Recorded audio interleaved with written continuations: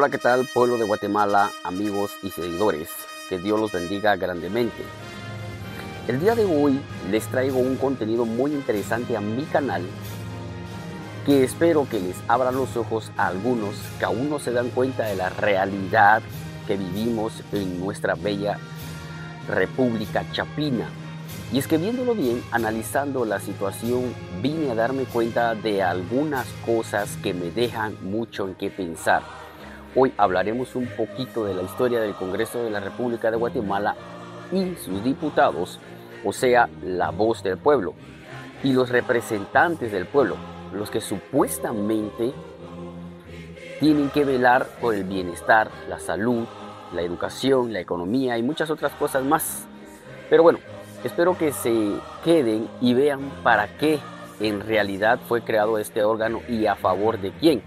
Después de ver el contenido, quienes van a determinar esto con sus comentarios aquí en la parte de abajo van a ser ustedes, pueblo de Guatemala.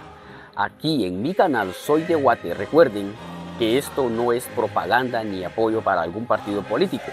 No olviden dejarme un fuerte like y para los que aún no lo han hecho, recuerden suscribirse a mi canal presionando la campanita de abajo, la campanita de notificaciones. Bien. El Congreso de la República de Guatemala es el órgano legislativo unicameral de Guatemala. En la actualidad está conformado por 160 diputados electos por los ciudadanos democráticamente para un periodo de 4 años con posibilidad de reelección. Hago mención que en mi propia opinión el Congreso de la República de Guatemala está por sobre encima de cualquiera que quiera ser presidente de la República de Guatemala. Ya sabrán ustedes por qué. Hablemos un poco de cómo nace este órgano que es el Congreso de la República de Guatemala. Para empezar, el 24 de junio de 1823 se instaló el primer cuerpo legislativo llamado Asamblea Nacional Constituyente. La Asamblea Nacional Constituyente de Centroamérica fue convocada tras la independencia de Centroamérica y la caída del imperio de Iturbide para redactar la Constitución de la República Federal Centroamericana. En aquel entonces se convocó por medio de elecciones el 29 de marzo de 1823 por Vicente Filisola, quien era jefe superior de la provincia de Guatemala y contó con delegados electos en los demás estados que conformaban las Provincias Unidas del Centro de América, conformadas por San Salvador, Comayagua, Guatemala, Nicaragua y Costa Rica. En ese entonces, Belice aún pertenecía a Guatemala y Panamá no pertenecía a Centroamérica porque conformaba parte de la Gran Colombia.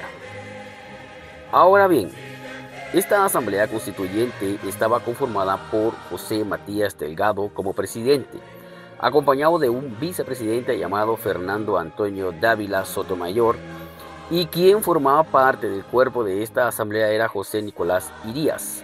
Solo ellos tres conformaban la Asamblea Constituyente y ellos representaban a los grupos liberales y conservadores. Durante la gestión de la Asamblea Constituyente Centroamericana de 1823, se establece que Guatemala sería la capital de la provincia centroamericana, pero no duraría mucho, ya que se armaron de varios conflictos, ya saben, problemas políticos como los de ahora por querer obtener el poder. Entonces, su capital fue la ciudad de Guatemala hasta 1834. Después fue Sonsonate por un breve periodo.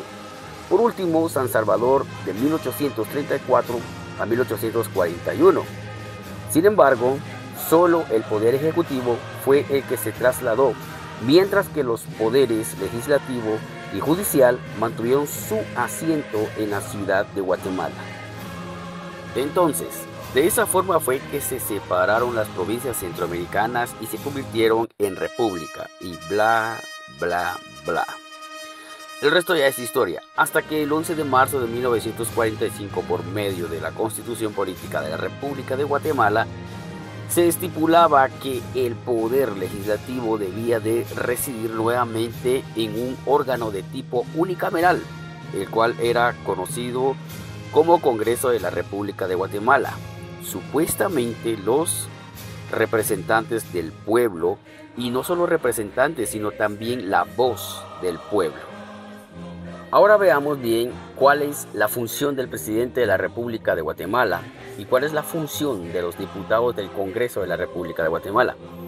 Entonces, la función del presidente es cumplir y hacer cumplir la Constitución y las leyes. Por ejemplo, promover a la defensa y seguridad de la nación, así como a la conservación del orden público, ejercer el mando de las Fuerzas Armadas de Guatemala con todas las funciones y atribuciones respectivas, ejercer el mando de toda la fuerza pública, sancionar, promulgar, ejecutar y hacer que se ejecuten las leyes, dictar las disposiciones que sean necesarias en caso de emergencia grave o de calamidad pública, debiendo dar cuenta al Congreso en sus sesiones inmediatas, presentar proyectos de ley al Congreso de la República.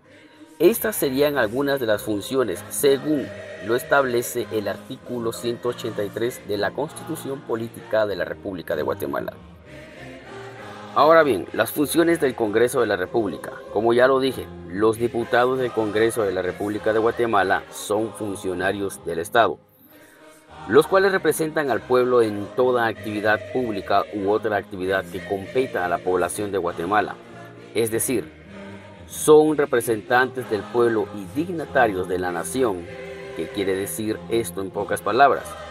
Que no solo el presidente de la República de Guatemala es responsable de llevar al desarrollo al país, sino que también los diputados del Congreso de la República, que son los que aprueban las leyes y crean las iniciativas de ley. En todo caso, el presidente de la República tiene que pedir permiso a estos representantes del pueblo para ejecutar o llevar a cabo una iniciativa de ley, aunque sea buena y sea para ayudar al pueblo. Si ellos dicen que no se aprueba y punto. Hoy en día, estos diputados del Congreso, representantes del pueblo, entre comillas, se representan a sí mismos. Son la voz de ellos mismos y no la del pueblo. El pueblo que los eligió y los puso en ese lugar.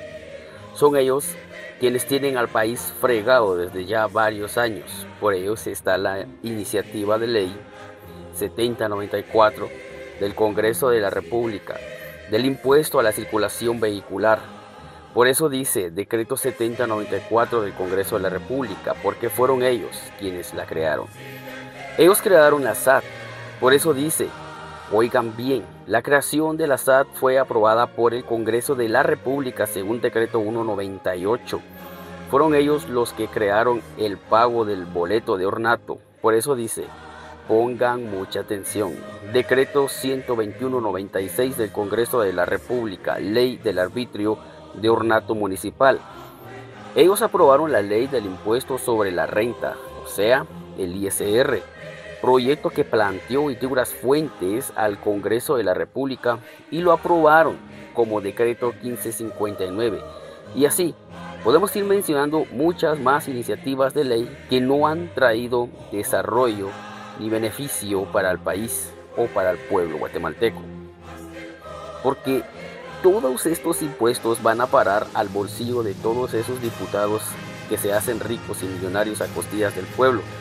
Todo ese cuento de que los impuestos han sido creados para la infraestructura, la educación y el desarrollo del país es solo un cuento de hadas. Ellos tienen la autoridad de reducir los precios de la canasta básica y no lo hacen. Solo ellos tienen el poder de ejecutar la iniciativa de ley de libre competitividad y eliminar el monopolio empresarial que hay en el país. Pero no lo quieren hacer porque aunque el presidente de la República lo proponga y lo exija, si ellos no lo quieren aprobar, simplemente no lo aprueban. Luego viene el pueblo a creer que es el presidente de la República quien no cumplió su palabra, cuando en realidad hay uno arriba de él congelando su plan de gobierno, y ese se llama Congreso de la República, quien no quiere ir de la mano de su mandatario simplemente porque no pertenece al mismo partido político.